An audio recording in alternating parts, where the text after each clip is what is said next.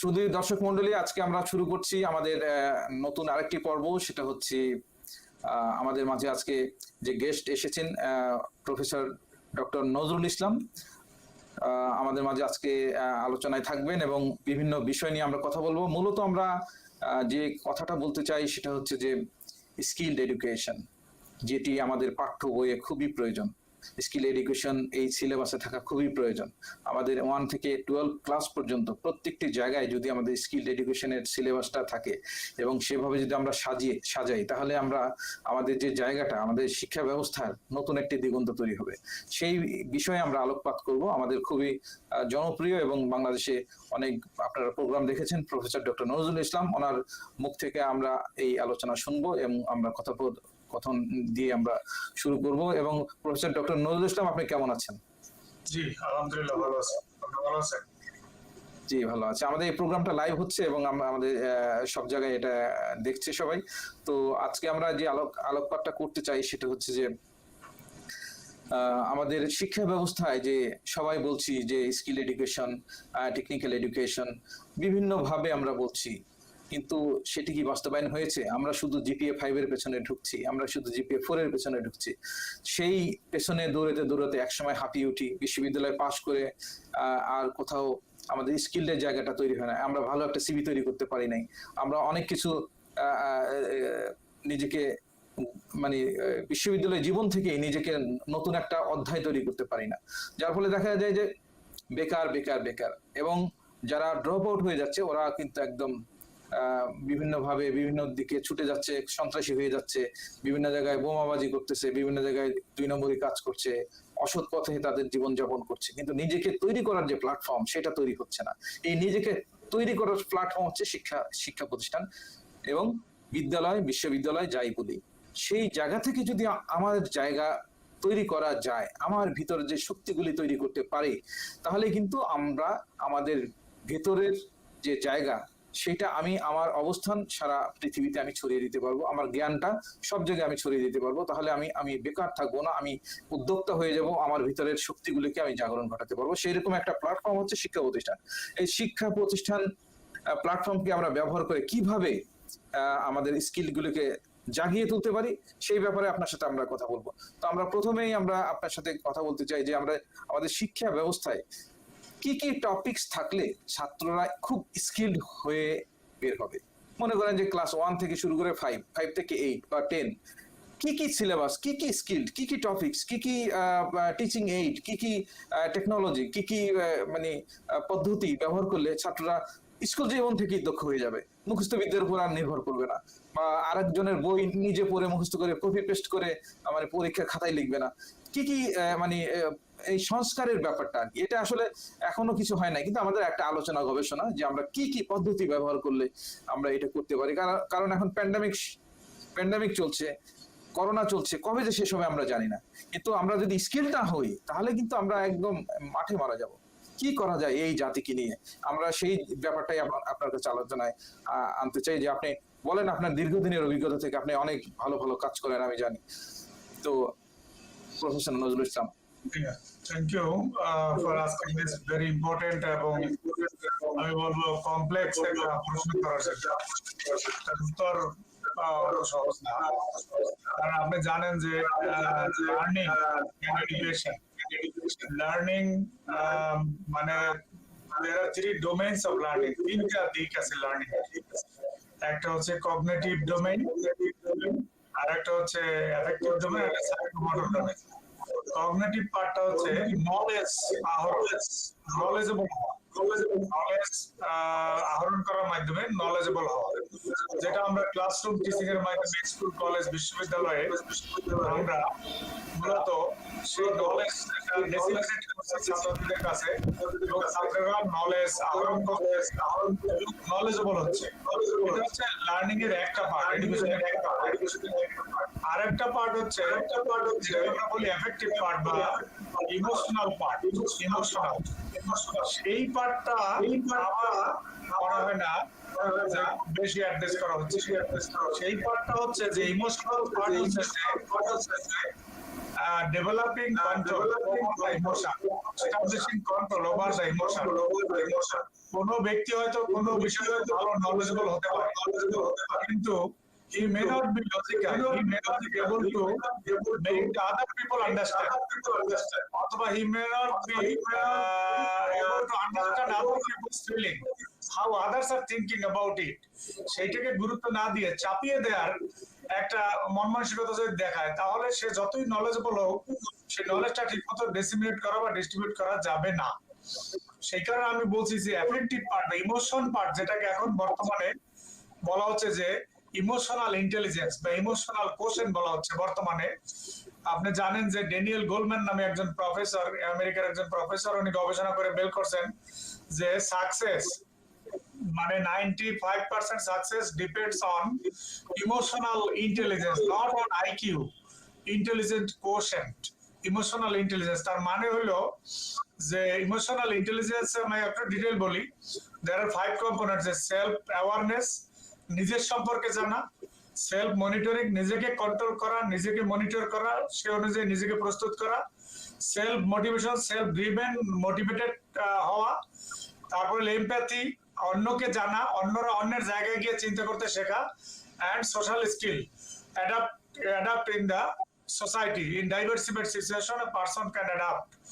এই যে 5টা দিক, self awareness, self monitoring, self motivation, empathy and social skill, এই 5টা দিককে বলা হয়েছে, এই 5টা স্কিল যার আছে তাকে বলা হচ্ছে তার higher level of emotional intelligence আছে, যেটাকে আমরা বলছি যে এফেক্টিভ পার্ট, লার্নিং এর সেকেন্ড ডোমেন, এফেক্টিভ ডোমেন।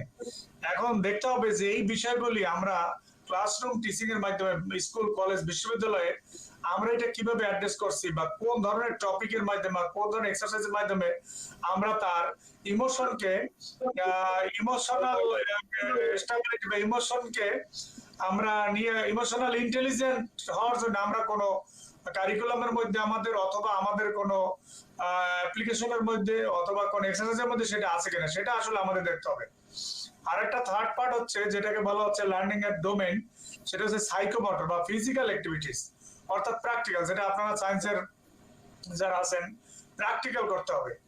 এখন ধরেন সায়েন্স প্র্যাকটিক্যাল করা যাচ্ছে, ল্যাব আছে প্র্যাকটিক্যাল করছে, কিন্তু what about others, arts, business, তাদের প্র্যাকটিক্যাল এটা কতটুকু অ্যাড্রেস করা হচ্ছে?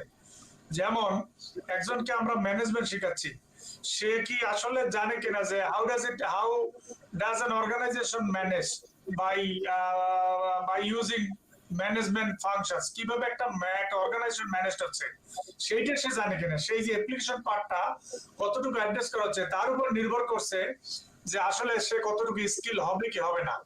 তো যে কথা আপনি বলছিলেন যে আপনার যে পদ্ধতিতে আমরা স্কুল থেকে বিশ্ববিদ্যালয় পর্যন্ত শিক্ষা দিচ্ছি, সেখানে আমাদের ছাত্রছাত্রী বা লার্নাররা তারা এডুকেটেড হচ্ছে কিনা, তারা এডুকেটেড হচ্ছে কিনা বা স্কিল হচ্ছে কিনা। স্কিল হলেই তারা তখন কর্মক্ষেত্রে গিয়ে সেই স্কিলটাকে সে রিপ্রোডাকশন করতে পারবে, স্কিলটাকে সে ব্যবহার করতে পারে। কিন্তু আমি যে 3টা পয়েন্ট বললাম যে মানে কগনিটিভ পার্ট হয়তো বা তাদের নলেজ বাড়ছে, but perhaps they are unable to use that knowledge, সেই সাইকোমোটর স্কিলটা অর্থাৎ ফিজিক্যাল অ্যাক্টিভিটিস বা অ্যাপ্লিকেশন হয়তো সেভাবে আমরা করাচ্ছি কিনা, এইভাবে ডাউট, সেইটা আমরা করতেছি কিনা। আর যেটা বললাম যে ইমোশনাল ইন্টেলিজেন্স বাড়ানোর জন্য আমরা কোনো কাজ করছি কিনা, that is also a question mark. আমাদের কারিকুলামের মধ্যে শুধুমাত্র যে লেকচার বেসড, লেকচার দিলাম, পড়ালাম, ছাত্র মুখস্থ করলো, পরীক্ষা দিল, পাস করলো, জিপিএ পেলো, যে কথা আপনি একটু আগে বললেন, তাতে করে যখন তার ইন্টারভিউ নিচ্ছে তখন কিন্তু সে তো শুধু তো থিওরি শুনতে চায় না, সে প্র্যাকটিক্যাল অ্যাসপেক্টে চিন্তা করতে চায়, ও চিন্তা করতে পারে কিনা অ্যাপ্লিক্যান্ট, সেই দিকে তার ইমোশনালি চেষ্টা করবে কিনা, তাকে করলে সে রাগ করে কিনা, সে রিয়াকশন দেখায় কিনা। এই বিষয়গুলো আমার মনে হয় আমাদের কারিকুলাম এবং টিচিং লার্নিং মেথডের মধ্যে আমাদের মনে হয় ইনক্লুড করার দরকার আছে, এখন সময় আসছে ইনক্লুড করতে হবে। জি, আরেকটা হচ্ছে যে আমরা যেটা বলছি যে আপনি ইমোশনাল ইন্টেলিজেন্সের কথা বলছেন, এখন তো যেটা ইন্ডাস্ট্রিয়াল রেভলিউশন যেটা বলা হচ্ছে যে 4.0 যেটা আসতেছে এখন, যেটা কিন্তু অটোমেশন সিস্টেম ছাড়া আর কিছুই হবে না, এবং আমরা কিন্তু সফট স্কিলের জায়গাটাও অনেক বাড়িয়ে তুলতে হবে। এখন মুখস্থবিদের জায়গায় যে কবিতার 8 লাইন মুখস্থ বলো, ভালো পাইলে 10-এ 10, না পাইলে মনে করেন যে 2, 2 পাইলো 3 পাইলো তখন বলে যে তোমার মেধা খারাপ, তুমি পারবে না, তোমার দ্বারা হবে না, তুমি গাধা। আসলে কি গাধা? এটা এখন প্রশ্ন। কারণ যখন বলবো যে তুমি তোমার মাকে নিয়ে 10 লাইন লেখো, তো সে যদি লিখে ফেলে তাহলে বুঝবো যে তার ভিতরে সেই জায়গাটা আছে। তা আমরা সেই জায়গার সুযোগ কিন্তু দিচ্ছি না। আমরা কি করছি, আরেকজনের বই, যারা অনেক কষ্ট করে সারা রাত লেখে বই ছাপিয়েছে, সেই বইটা আমাকে দিল চাপাইতে যে তুমি এটা মুখস্থ করো। আরেকজনেরটা আমাকে দিল মুখস্থ করতে, আমি এটা মুখস্থ করলাম, কপি করলাম এবং পরীক্ষার খাতায় ঢেলে মুখস্থ করে দিয়ে দিলাম। কিন্তু আমার জায়গাটা তো বন্ধ হয়ে গেল। আমার যে ক্রিয়েশন ছিল, আমি এত সৃষ্টি করতে পারতাম। আপনি আমার মনে হয় এখানে আমরা আসলে একটা টিচিং লার্নিং মেথডের মেথডিক্যাল হতে হবে, মেথড অ্যাপ্লাই করতে হবে। আমরা যেটা আপনি বললেন যে আমরা তাহলে দেখতে হবে যে কিভাবে কোশ্চেন করছে। আমার কোশ্চেনটা যদি হয় ডাইরেক্টলি রিমেম্বারিং কোশ্চেন, আপনি তো জানেন যে সেই ব্লুমস ট্যাক্সোনমি আমি ফলো করি কিনা। আমরা তো এভাবে পড়াশোনা করে আসছি বেশিরভাগ। হ্যাঁ, ব্লুমস ট্যাক্সোনমিতে 6টা দিকের কথা বলেছে, রিমেম্বারিং, আন্ডারস্ট্যান্ডিং, তারপর হচ্ছে অ্যানালাইজিং, তারপর ইভালুয়েটিং, ক্রিয়েটিং, 6টা দিকের কথা বলেছে। তাহলে কোশ্চেন আমি যখন করব, কোশ্চেনটা যদি 6টা বিষয়কে যদি কভার করে, রিমেম্বারিং কোশ্চেন সেটা হয়তো মুখস্থ করলে সে পারবে। Say what is the capital of United states, that can be memorized, memorizing question. But what about understanding question? Understanding what do you mean by economics? এখানে কিন্তু আনসারটা চাওয়া হচ্ছে যে ইকোনমিক্স বলতে তুমি কি বুঝো সেটা লাগো। সেটা হয়তো বা সে বই পড়লে পর তার মধ্যে একটা ধারণা হবে, সেই ধারণা থেকে সে কিন্তু লিখবে। সেইভাবে আমরা পড়াচ্ছি কিনা। আবার যদি অ্যানালাইজিং বলি যে distinguish between this and this, এই ধরনের কোশ্চেন। আবার হইতে পারে evaluate this theory and write the advantage and disadvantage of this method. সেই যে বিভিন্ন রকম ব্লুমস ট্যাক্সোনমি, আপনারা জানেন নিশ্চয়ই ব্লুমস ট্যাক্সোনমিতে 6টা দিকের কথা বলা হয়েছে।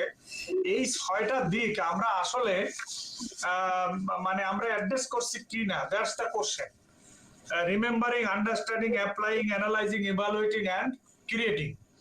আমরা যদি কোশ্চেন যদি আমরা করি রিমেম্বারিং, তাহলে ছাত্র তো কপি পেস্ট করবে, নোট নিয়ে ঘুরবে, এটাই স্বাভাবিক। কিন্তু আমার কোশ্চেন যদি অ্যাপ্লাইং, আমার কোশ্চেন যদি অ্যানালাইজিং টাইপ কোশ্চেন, আমার কোশ্চেন যদি ইভালুয়েটিং টাইপ হয়, আমার কোশ্চেন যদি ক্রিয়েটিং টাইপ হয়, আমার টিচিং লার্নিং পদ্ধতির মধ্যে মেথডের মধ্যে এইভাবে যদি তাদেরকে শেখানো হবে যে how to analyse, how to evaluate, how to apply, এই জিনিসগুলো যদি শেখানো হয় এবং তারপর যদি কোশ্চেনটা করা হয়, তাহলে সে হয়তো বই কিনবে পড়ার জন্য, নিজে বোঝার জন্য, রেফারেন্স হিসেবে তখন কাজ করবে বইগুলো। Right right. তখন সে বরং নিজের ডেভেলপমেন্ট হবে, বইটা হবে সহায়ক, তার সাথে বইটা তাকে হেল্প করবে to answer the question, not he will answer directly from the book. সুতরাং আমাদের ব্লুমস ট্যাক্সোনমি, আপনি জানেন ব্লুমস ট্যাক্সোনমির যে 6টা যে দিক বললাম আমি, তার প্রথম 3টা অর্থাৎ রিমেম্বারিং, আন্ডারস্ট্যান্ডিং এন্ড অ্যাপ্লাইং, এই 3টা বলছে যে প্রাইমারি এবং সেকেন্ডারি লেভেলে বেশি ফোকাস করতে হবে, আর টারশিয়ারি লেভেলে অ্যানালাইজিং, ইভালুয়েটিং এন্ড ক্রিয়েটিং, এই 3টে জিনিস বেশি ফোকাস করতে হবে। কিন্তু আসলে আমাদের কারিকুলাম, আমাদের টিচিং লার্নিং মেথড, এগুলোর মধ্যে এগুলো এমবেডেড কিনা, এগুলি আমরা অ্যাড্রেস করছি কিনা, দ্যাটস দ্য কোশ্চেন। সেই মনিটরিং, সেই ব্যাপারটা দেখা, যখন দেখা হচ্ছে না তখনই ছাত্র নোট নিয়ে ঘুরছে, তখনই বই থেকে হুবহু কপি করার চেষ্টা করছে, তখনই সে শিখার চেষ্টা করতেছে, অর্থাৎ সে নিজে এটাকে বোঝার চেষ্টা করছে না। সুতরাং ব্লুমস ট্যাক্সোনমি যদি আমরা ভিত্তি হিসেবে ধরি, তাও এবং আমাদের টিচিং লার্নিং মেথডে আমরা টিচাররা বা ছাত্ররাও যদি এটাকে নেয়, তাহলে তো আমার মনে হয় আপনি যে প্রশ্নটা বললেন যে এখন এক ধরনের জিপিএ পাওয়ার একটা প্রতিযোগিতা, সেই প্রতিযোগিতা হয়তো আর নামতে হবে না, নামার দরকার হবে না, নেমে কোনো লাভ হবে না। হ্যাঁ, সেটাই আর কি। আসলে আমি সবসময় আমাদের শিক্ষা প্রতিষ্ঠান যেটা United college of aviation science and management, আমরা শিক্ষার্থীদের বলি যে তুমি তোমার জীবনে যদি সফল হতে চাও, তো তোমাকে ঢাকা বিশ্ববিদ্যালয়ে পড়তে হবে না, তোমাকে অক্সফোর্ডে পড়তে হবে না, তোমাকে এমআইটিতে পড়তে হবে না, তোমাকে মানে বড় বড় বিশ্ববিদ্যালয়ে পড়ার দরকার নেই। তুমি তোমার ব্রেনটাই তোমার বিশ্ববিদ্যালয়। তুমি যদি চাও, যে কোনো প্রতিষ্ঠান থেকে, যে কোনো স্থান থেকে, যে কোনো জায়গা থেকে তুমি তোমার জাগরণ ঘটাতে পারো যদি তুমি চাও, এবং ওই চাওয়াটা কিন্তু ওভাবেই চাইতে হবে আর কি। তো এটাই বলছিলাম যে এক্সাম্পল দেই, আমি আমার নর্দার্ন বিশ্ববিদ্যালয়ে, আমি তো এখানে প্রভাইস চ্যান্সেলর হিসেবে কাজ করছি এবং আমি এখানে একজন ফ্যাকাল্টি প্রফেসর, আমি কোর্স পড়াচ্ছি। আমরা যে এমবিএ মাস্টার্স লেভেলে এই যে অনলাইনে এখন যে পড়ানো হচ্ছে, অনলাইনে টিচিং এন্ড ইভালুয়েশন দুইটি হচ্ছে অনলাইনে। আর অনলাইনে তো সবচেয়ে কপি করা সবচেয়ে সহজ এবং সবচেয়ে ইজি ব্যাপার, এবং এখন কিন্তু ওই ব্লুমস ট্যাক্সোনমি ব্যাপারটা কিন্তু became more important in this online education system. কারণ হচ্ছে এখন যদি আমি প্রশ্নটা ডাইরেক্ট প্রশ্ন করি তাও তো ডাইরেক্ট লিখে দেবে, আর ডাইরেক্ট যদি লিখে দেয় তাহলে আপনি আর নাম্বার না দিয়ে পারা যাচ্ছে না, সে 4-এর মধ্যে 4 পাবে। আপনি যেটা বললেন যে গ্রেডটা ভালো পাবে, কিন্তু তাতে লার্নিং কিছু হবে না। সেই জন্য আমরা কিন্তু টিচারদেরকে এই ট্রেনিং গুলো দিচ্ছি না তা না, দিচ্ছে, কিন্তু এটা আমার মনে হয় সমন্বিত ভাবে বিষয়টা মানে আসতে হবে যে এই ব্লুমস ট্যাক্সোনমি ব্যবহার করলে যদি আমি অ্যানালাইজিং কোশ্চেন করি, অ্যাপ্লাইং কোশ্চেন করি, তাহলে কিন্তু ছাত্রকে নিজেকে চিন্তা করতে হবে। তখন আর বই দেখে লিখলে কিন্তু আনসারটা ওভাবে এক্স্যাক্টলি হবে না। তার কথা আমরা জানতে চাই, তার কাছ থেকে আমরা জানতে চাই। সো এই বিষয়টা আসলে আমাদের সমন্বিত ভাবে চিন্তা করতে হবে, এবং আমার মনে হয় রেগুলেটরি বডির থেকে এই বিষয়টা আসতে হবে। এটা শুধু বিক্ষিপ্ত কোন একটা প্রতিষ্ঠান আমরা করলাম বা আরেকটা প্রতিষ্ঠান করলো এরকম না, যেটা আপনি বললেন, যেটা তো ম্যাথ লেভেলে আপনার স্কিল বেসড এডুকেশন হতে হবে। হ্যাঁ, এটা আসলে ম্যাথ লেভেলে করতে হবে এবং সরকারের পক্ষ থেকে করলে এটা সবচেয়ে ভালো হবে এবং আউটপুট আসবে। আপনি যেটা বললেন যে আপনার যে টেকনিক গুলি, সেটার ক্ষেত্রে যে ইভ্যালুয়েশন, যেটা ইভ্যালুয়েশন আসলে ইভ্যালুয়েশন আমরা এখানে পরীক্ষা, বাংলাদেশে যেটা হচ্ছে বেশিরভাগই যে পরীক্ষার একটা ব্যাপার জড়িত হয়ে যাচ্ছে এবং অটো পাসের একটা ব্যাপার জড়িত হয়ে যাচ্ছে। এখানে কিন্তু আমরা এই ইভ্যালুয়েশন কিন্তু অনেকভাবে করা যায়। অ্যাসাইনমেন্ট অনেকেই নিচ্ছে, কিন্তু অ্যাসাইনমেন্টের কিছু ধরন আছে। আপনি যেটা বলেন যে কোশ্চেনটা কিভাবে করবে, ইভ্যালুয়েট, এক্সপ্লেইন, বিভিন্ন ভাবে কিন্তু আমরা করতে পারি। এবং সে ওইভাবে যদি ওইভাবে লিখে, তাহলে কিন্তু টিচারও বুঝতে পারবে তার সাইকোলজি কোন দিকে যাচ্ছে। আমি আরেকটু ডিটেইল বলি, আমি বলতেছি যে এইটাই আমরা যদি টেকনোলজি জড়িত করে দেই, আমরা যদি টেকনোলজির সাপোর্ট দিয়ে দেই যে কোনো জায়গার ক্ষেত্রেই, আমাদের প্রত্যেকটা বিষয়ের সাথে যদি আমরা টেকনোলজি টাচ আপ করি, তাহলে কিন্তু আমাদের ব্রেনটা আপডেট থাকে, সবসময় আপডেট থাকে। সে আর্টস হোক, কমার্স হোক, যে কোনো সাবজেক্টের হোক না কেন, টেকনোলজির সাপোর্টটা দরকার আমাদের। এখন টেকনোলজির অভাবে কিন্তু, এই ডিজিটালাইজের অভাবে কিন্তু অনেকে কিন্তু পিছিয়ে পড়ছে, যার ফলে সে আপডেট থাকছে না, তার এডুকেশনটা সঠিকভাবে সে প্রকাশিত করতে পারছে না। জি, কি যেন বলতে চাই। You are very correct. কারণ হচ্ছে যে আমরা যে এইটা আরেকটা পার্ট যেটা মানে আপনি এখন উল্লেখ করলেন, সেটা হচ্ছে যে এখন আমরা কি করি, যেমন পড়াচ্ছি ম্যানেজমেন্ট ইনফরমেশন সিস্টেম, MIS। এখন MIS how to manage by using information system. আমরা তো জানি যে অফলাইনে কিভাবে ম্যানেজ করতে হয়, কিন্তু ইনফরমেশন সিস্টেম ব্যবহার করে কিভাবে ম্যানেজ করতে হয়, সফটওয়্যার জানা কিনা, সফটওয়্যার ব্যবহার করে কিভাবে ম্যানেজ করতে হয়, টেকনোলজি ব্যবহার করে কিভাবে ম্যানেজ করতে হয়, সেইটাও কিন্তু কোর্সের মধ্যে মানে শিখাতে হবে ছাত্রকে। আপনি যদি দেখেন যে এখন উন্নত দেশে যে শিক্ষা ব্যবস্থা, বিশেষ করে ইউনিভার্সিটি লেভেলে, প্রত্যেকটা কোর্সের একটা ইনফরমেশন এন্ড কমিউনিকেশন টেকনোলজি একটা পার্ট আছে, অর্থাৎ অ্যাপ্লিকেশন আছে বাই ইউজিং ICT। সেটা কি সফটওয়্যার ব্যবহার করে তুমি দেখাও যে এটা কি হবে, সফটওয়্যার ব্যবহার করে অ্যাপ্লিকেশনটা দেখাও, তার উপর একটা মার্ক আছে এবং সেই সফটওয়্যারটা তাকে শিখতে হচ্ছে। তো এই যে অ্যাপ্লিকেশনটা, যেমন আমি শুধু তো এখন management, what is management, how to manage করলে হচ্ছে না, how to manage by using information system, computer, software ব্যবহার করে সেইটা। অর্থাৎ আপনি যে কথা বলেন যে টেকনোলজি তো এখন it is obvious, it is a must. এখন তো টেকনোলজি ছাড়া মুভ করা যাবে না। প্রত্যেকটা কোর্স, প্রত্যেকটা টিচিং লার্নিং মেথড, প্রত্যেকটা টেকনোলজি বেসড হতে হবে। টেকনোলজি নলেজ তাকে দিতে হবে, টেকনোলজি ব্যবহার করে সে যেন কাজটা করতে পারে সেই নলেজটা তাকে দিতে হবে। জি, আমরা সেটাই বলছিলাম আর কি। আসলে টেকনোলজির সাপোর্ট না থাকলে সে কিন্তু হবে না। আমরা যে আরো একটা বলতে চাই যে এই আমাদের যে টেক্সট বুকের জায়গাগুলিতে আমরা যদি টেকনোলজির সাপোর্টটা বেশি দিই, যেমন চায়নাতে বলা হচ্ছে যে 70% টেকনিক্যাল এডুকেশন ওদের টাচ আপ এবং 30% হচ্ছে অন্যান্য কিছু। তো আমাদের কিন্তু এখন ওই পর্যায়ে আমরা কিন্তু যেতেও পারি নাই। এখনো আমাদের সরকার ভাবছে যে সেই জায়গাগুলি যদি আমরা টাচ আপ করতে পারি, তাহলে আমাদের প্রতি বছর যে SSC তে যে লক্ষ পরিমাণ ছাত্র বের হয়, HSC তে প্রায় 8-9 লাখ ছাত্র বের হয়, তারা কিন্তু তখন দক্ষ স্কিলড মানুষ হয়ে বের হবে। মুখস্থ শক্তি নিয়ে GPA 5 নিয়ে বের হবে না, তখন কিন্তু সে অনেকগুলি টেকনোলজি শিখে বের হবে। মনে করেন যে আইডিয়াল কলেজ থেকে, রাজু কলেজ থেকে, বিভিন্ন কলেজ থেকে সবগুলি ল্যাব ব্যবহার হবে বেশি, ক্লাসরুম ব্যবহার হবে কম। দেখা গেল যে সেই ছেলেমেয়েরা হাতের কাছে যে বিজ্ঞান আছে, মনে করেন যে চশমা হাতের কাছে আছে, এটা ডাইস থাকবে ক্লাস প্র্যাকটিক্যাল ল্যাবে, সেটা সিলেবাসে থাকবে, এটা সে বানানো শিখবে। তখন সে স্কুল থেকে যদি ড্রপ আউটও হয়ে যায়, ওই ছেলেরা মিলে কিন্তু এটার একটা এন্টারপ্রেনার হবে, সে এটার একটা ফ্যাক্টরি দেবে বা অন্য কিছু করবে। তো এরকম হাতের কাছে যেগুলি আছে সেগুলিকে নিয়ে যদি আমরা প্র্যাকটিক্যাল ল্যাব তৈরি করি এবং টেকনোলজি গুলিকে ব্যবহার করি, তাহলে আমরা স্কিলড হয়ে স্কুল জীবন থেকেই কিন্তু আমরা বের হতে পারবো। সেইভাবে যদি আমাদের সিলেবাসটা প্রণয়ন করা হয়, সেভাবে যদি আমাদের এই জায়গাটা তৈরি করা হয়, তাহলে আমাদের বাংলাদেশে 16 কোটি মানুষ, 16 কোটি দক্ষ মানুষ হবে। সামনে 10 বছর যদি আমরা আজকে 2021 সাল, যদি 31 সাল, যদি 42 সাল, এবার যদি আমরা চিন্তা করি বিশাল একটা পরিকল্পনা নিয়ে, তাহলে আমাদের কিন্তু দক্ষ জনবল তৈরি হবে। একটা ছেলে মেয়েও কিন্তু বেকার থাকবে না, তখন যদি সে নিজের ভিতরে জায়গাটা সে তৈরি করতে পারবে। এই জায়গাটা এমফাসিস করার জন্য মূলত আজকে আমরা আপনার সাথে বসছি। এবং আপনি অনেক ডাইনামিক মানুষ, আমি দেখেছি বিভিন্ন বিশ্ববিদ্যালয়ে যে টেকনিক গুলি করেন, আপনি টিপস এন্ড ট্রিক্স গুলি করেন, অনেক ইভেন্ট করেন, এগুলো কিন্তু ব্যতিক্রম, এটা সবাই হয় না। তো ইনোভেটিভনেস, যে আপনার ভিতরে যে জাগরণটা আসলো, এটা কিভাবে আসলো? এটা আপনার ভিতরে কে তৈরি করে দিল? আপনি তো দেখি মানে নিজ উদ্যোগেই করেন সব, এবং এত ব্যস্ততার মধ্যেও আপনি সময় দেন, কিভাবে সম্ভব? আমি জানি যে এরপর আপনার আরেকটা প্রোগ্রাম আছে। তো এই টাচ আপটা কিভাবে, এই জাগরণটা সবার থাকা দরকার, প্রত্যেক টিচারের মধ্যে, প্রত্যেক শিক্ষকের মধ্যে। এই অভিভাবকত্বের যে জায়গাটা, মানে দায়বদ্ধতার জায়গাটা, এটা কিভাবে তৈরি হয়, এই টেকনিক গুলো জানান, তাহলে আমাদের মনে হয় অনেকের উপকার হবে আর কি।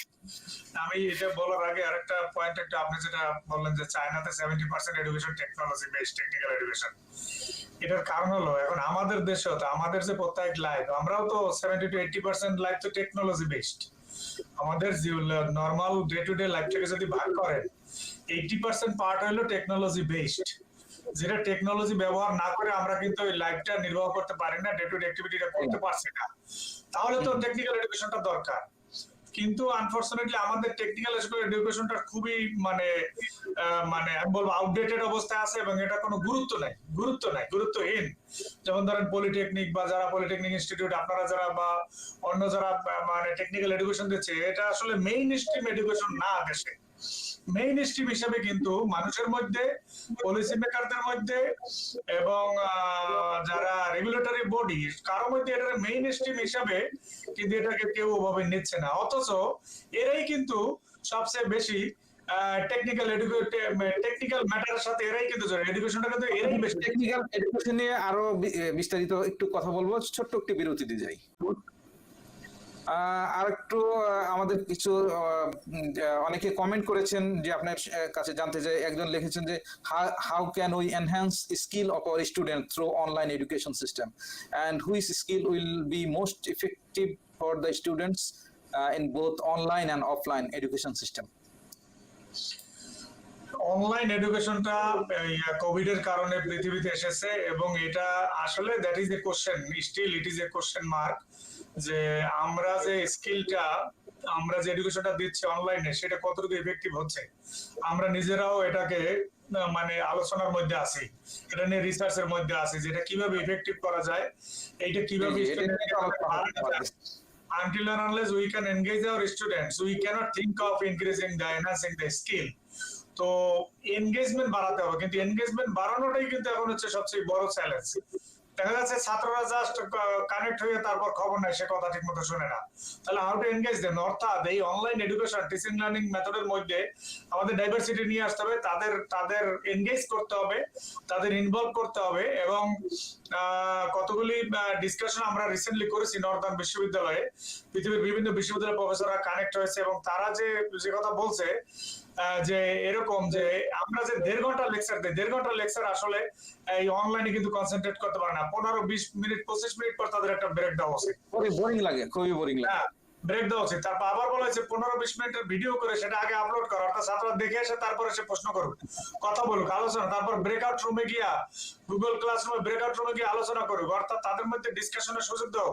অর্থাৎ হাউ টু এনগেজ দেম, যদি এনগেজ আমরা করতে পারি অনলাইন টিচিং এর মাধ্যমে, এই পদ্ধতির মাধ্যমে, তাহলে আমার মনে হয় তাদেরকে স্কিলফুল করা সম্ভব। আর যেটা বললেন যে যদি ল্যাবের স্কিল বা কোনো টেকনিক্যাল কোনো স্কিল দরকার, তাহলে এটা অনলাইনে দেখানো যেতে পারে, বাট এটা হাতে কলমে শিখতে হলে, সেই সাইকোমোটর স্কিল পেতে হলে তো তাকে ল্যাবে যেতে হবে। ল্যাবে না গিয়ে তো আর মেশিন না ধরে, না টাচ করে, স্টার্ট না দিয়ে তো আর মেশিনের ওইটা এমনি হয়তো দেখে কিছু বোঝা যাবে, কিন্তু ওই স্কিলটা ডেভেলপ করা যাবে না। বাট অনলাইনে যদি এনগেজ করা যায় তাদেরকে, তাহলে আমার মনে হয় আমরা তাদের স্কিল এনহান্স করতে পারি। জি, আপনাকে আরেকজন কোশ্চেন করেছে, sir, how our education institute can provide a good platform of interception between knowledge and skill to make a successful career for fellow learners? এখানে এডুকেশনাল ইনস্টিটিউটের ক্ষেত্রে যেটা বলে নলেজ এবং স্কিল, আমি তো শুরুতেই বলছি তিনটা, একটা হলো এটা বেশ কগনিটিভ বলা ডোমেইন, হয়েছে। দ্যাট ইজ নলেজ, আর একটা এফেক্টিভ ইমোশন ইন্টেলিজেন্স, আর একটা বলছি সাইকোমোটর অর্থাৎ ফিজিক্যাল অ্যাক্টিভিটিজ অর্থাৎ ফিজিক্যাল স্কিল। এখন তিনটাকে যদি অর্গানাইজেশন একসাথে নিয়ে আসতে পারে, অর্থাৎ থিওরিও থাকবে, থিওরির অ্যাপ্লিকেশনও থাকবে, প্র্যাকটিসও থাকবে, ওদিকে তার অ্যাটিটিউডকে পরিবর্তন করার জন্য, তার চিন্তার মধ্যে চেঞ্জ আনার জন্য, তার ইমোশনকে কন্ট্রোল করার জন্য সেরকমও যদি ট্রেনিং বা এডুকেশন দেওয়া যায়, তাহলে তো আমার মনে হয় এডুকেশনাল ইনস্টিটিউশন তার ওই ছাত্র বা ছাত্রীটাকে স্কিল আকারে তৈরি করতে পারবে, স্কিল এনহান্স করতে পারবে। জি, আসলে আমরা অনুষ্ঠানের অনেক দূর এগিয়েছি। আমরা আরেকটা বিষয় জানতে চাই যে আপনি যেটা আপনি প্রশ্নের উত্তর এখন এড়িয়ে গেছেন, যে আপনার ভিতরে যে স্পৃহাগুলি এটা কিভাবে তৈরি হয়, মানে অন্যান্য টিচারদের হয় না কেন, যদি একটু বলতেন আর কি। আসলে হচ্ছে কি, ওই যে এটা সাইকোলজিক্যাল ম্যাটার। এটা হলো আমরা বলি যে ইন্ট্রা পার্সোনাল কতগুলো ফ্যাক্টর থাকে। ইন্ট্রা পার্সোনাল, সব মানুষ একরকম না, সব মানুষ এন্টারপ্রেনারিয়াল না, সব মানুষ এনথুসিয়াস্টিক না, সব মানুষ সবকিছুতে অ্যাট্রাকটিভ হয় না। এটা আমি যেটা ব্যক্তিগতভাবে মনে করি যে আমার সময়টাকে আমার ব্যবহার করা উচিত, এবং আমি নতুন কিছু পেলে, নতুন কিছু দেখলে আমার মধ্যে সেটা অ্যাকসেপ্ট করার, সেটাকে জানার একটা আগ্রহ আমার মধ্যে সবসময় আছে এবং ছিল এবং আছে। এবং আপনি দেখবেন যে আপনারা যে প্রোগ্রামে আমাদের এসেছিলেন, আমি যতগুলি প্রোগ্রাম করেছি, এই প্রোগ্রামগুলির আইডিয়া কিন্তু আমার ছিল না, আমি আইডিয়াগুলো কিন্তু আপনাদের কাছ থেকে নিয়েছি। আপনাদের কাছ থেকে আমি আজকেও কিন্তু আপনাদের কাছ থেকে আইডিয়া নিচ্ছি, আমি নিচ্ছি না তাই, আমি কিন্তু আইডিয়া নিচ্ছি। So আমাদের we shall have to keep on learning, we shall have to keep our eyes open, we shall have to keep on learning. তাহলে দেখা যাবে যে আসলে আপনি মানে আপ টু ডেট থাকতে হবে, আপডেটেড থাকতে হবে। আপডেটেড থাকলেই তখনই মানে ইনোভেটিভ আপনি হয়, তখন ইনোভেটিভ থাকতে পারবেন। ধন্যবাদ। চমৎকার ভাবে আমাদের অনেকেই কমেন্ট করছে, এই কমেন্টের উত্তর নিতে পারছি না কারণ আমাদের সময় একটু সংক্ষিপ্ত। তো আপনারা সময় বললেন যে সংক্ষিপ্ত, সেজন্য আমরা একটু শেষ করতে চাই। আর একটা হচ্ছে যে আমাদের যারা শিক্ষার্থী এখন বর্তমান সিলেবাস যেটা আছে সেই ব্যাপারে আপনার কি মতামত, যে ওরা এই এখন তাদের স্কিলটা কিভাবে তৈরি হবে? এখন তো সিলেবাসে নাই বা ওরা পাশ করে আসছে, এখন বর্তমানের ছাত্রছাত্রীদের ব্যাপারে আপনার মতামতটা কি? এখন যেটা সিলেবাস বা যে টিচিং মেথডটার মধ্যে যেটা এখনো ইনক্লুডেড নাই, সেটার ব্যাপারে আমি যেটা মনে করি যে আমাদের ছাত্রছাত্রীরা এই একবিংশ শতাব্দীর ছাত্রছাত্রীরা কিন্তু অনেক ট্যালেন্ট, তারা এখন 360 ডিগ্রি লেভেলে চিন্তা করতে পারে। কেন পারে? কারণ তার সামনে সবকিছু ওপেন। সে একটা কিছু টিচার পড়াইলো না বা স্কিপ করে গেল, সে গিয়ে ইন্টারনেট থেকে বের করে সে নিজে পড়তে পারে না তা না, সে কিন্তু আইডিয়াটা নিতে পারে। আগে আমরা যখন পড়ছি তখন এই আইডিয়া নেওয়ার কোনো সুযোগ ছিল না। তো আমি তো মনে করি যে এখন ইনস্টিটিউশনালি এগিয়ে না আসলে ছাত্র নিজের থেকে যদি এগিয়ে আসে যে আসলে this is my course, this is my class, I shall have to learn, আমাকেই শিখতে হবে এটা, এবং সেটা ক্লাসে কতটুকু শেখা হলো সেটার উপর পুরোপুরি ভরসা না করে, এখন তো আরো অনেক সোর্স আছে, অনলাইন অফলাইন অনেক সোর্স আছে, এমনকি লেকচারও পাওয়া যায়, ভিডিও লেকচারও পাওয়া যায়, যেগুলো বিষয়ের উপর সেগুলি কালেকশন করে দেখলে তার আইডিয়া অনেক ক্লিয়ার হবে। বা আমি মনে করি যে বক্সের বাইরে ছাত্র যদি যেতে পারে, ছাত্রছাত্রী বক্সের বাইরে গিয়ে যদি চিন্তা করতে পারে, শুধু ক্লাসে যে টিচার পড়াচ্ছে বা ক্লাসে যে ইউনিভার্সিটি বা প্রতিষ্ঠান যেটা অফার করছে সেটার মধ্যে ফিক্স না থেকে ওই অ্যালাইড জিনিস অ্যাভেলেবল ফ্রি অফ কস্ট পাওয়া যাচ্ছে, সেগুলিতে যদি সে কিছু সময় দেয়, শেখার চেষ্টা করে, তাহলে আমার মনে হয় তার লার্নিংটা ভালো হবে, আন্ডারস্ট্যান্ডিং হবে। জি, ধন্যবাদ সুন্দর তথ্য দেওয়ার জন্য। আরেকটা হচ্ছে যে আমরা অনুষ্ঠানে একদম শেষ পর্যায়ে চলে এসেছি, আপনাকে অসংখ্য ধন্যবাদ। আমাদের ইউনাইটেড কলেজ অফ এভিয়েশন আমরা বিভিন্নভাবে ইনোভেটিভ কাজ করে থাকি, আপনারা জানেন, এবং স্কিলের ব্যাপারে আমরা ছাত্রদেরকে সবসময় আমরা ট্রেনিং করাইতেই থাকি। হ্যাঁ, সফট স্কিল, হার্ড স্কিল এগুলো করিয়ে থাকি। সিলেবাসের বাইরে প্রচন্ড ব্যস্ত আমাদের ছেলেমেয়েরা। তো এই নিয়ে আমরা চাচ্ছি যে ছেলেমেয়েরা যেন দক্ষ হয়ে এখান থেকে বের হয়, কোনো বেকার ছেলেমেয়ে আমরা বের করতে চাই না। তো এই লক্ষ্য নিয়ে আমরা কাজ করে যাচ্ছি, আপনারাও দেখছি যে অনেক ভালো ভালো কাজ করছেন। তো আজকে আমাদের ছাত্রছাত্রী বা ইউনাইটেড কলেজ অফ এভিয়েশনের এই কার্যক্রমের ব্যাপারে আপনার যদি কোনো মন্তব্য থাকে প্লিজ। আমি আপনাদের সম্পর্কে খুব বেশি জানি না, তবে এটুকু জানি যে আপনারা সিরিয়াসলি চেষ্টা করছেন, যেহেতু আপনাদের এটা একটা টেকনিক্যাল একটা অর্গানাইজেশন, টেকনিক্যাল প্রতিষ্ঠান।